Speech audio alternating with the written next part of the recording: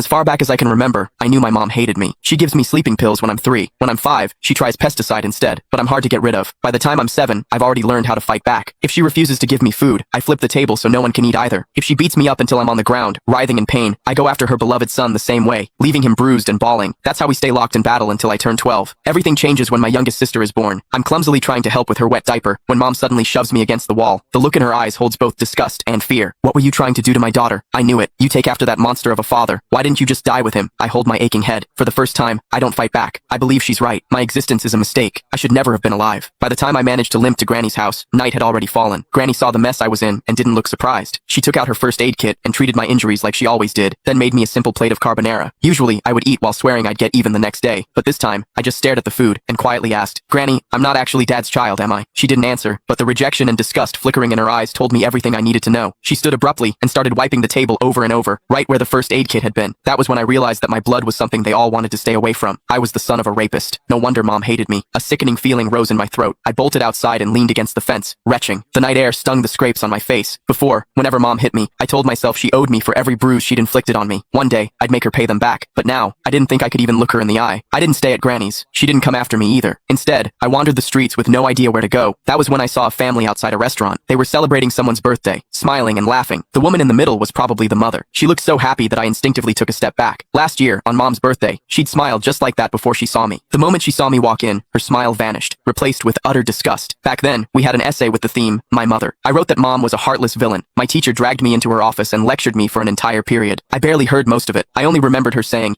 "No mother in this world would ever stop loving her child." I believed her. I saved money from collecting recyclables and bought my mom a birthday cake. I just wanted a hug, the same kind she gave my brother, Casper Willis. But her frigid expression was like a stab in the heart. I felt like a fool, standing there with that cake in my hands. Anger overwhelmed me. When no one was looking, I went out and caught a couple of frogs in the garden. Then, I hid them in the cake. I could still remember the way she screamed when they jumped out. Back then, I felt a twisted sense of satisfaction. I thought she didn't deserve to be a mother. I thought she had it coming. But now, I know the truth. The one who didn't deserve anything was me. My existence itself had hurt her. As I watched that mother's smile through the restaurant window, I made a decision. This year for mom's birthday, I would give her a gift she would truly be happy with, one that would free her completely. I decided to die. Once that thought took root in my mind, my steps felt lighter. I even started planning how to do it without troubling anyone. I needed to do something that wouldn't leave a mess. But before I could carry out my plan, a patrolling officer spotted me and brought me home. Mom answered the door. As the door shut behind us, I stared at the floor, unable to meet her eyes. Her icy tone sliced through the air. "Why didn't you just die out there?" I almost snapped back, but I forced the words down before they came out. Still, as I stared at her back, I couldn't stop myself from asking, what would you do if I really did die? Would she be the least bit sad? "If you've got the guts, hurry up and do it. I'd celebrate." She walked straight into my siblings' room and closed the door. I stood rooted to my spot in the living room. After a long while, I wiped my face and let out a humorless laugh. Mom would definitely like the birthday present.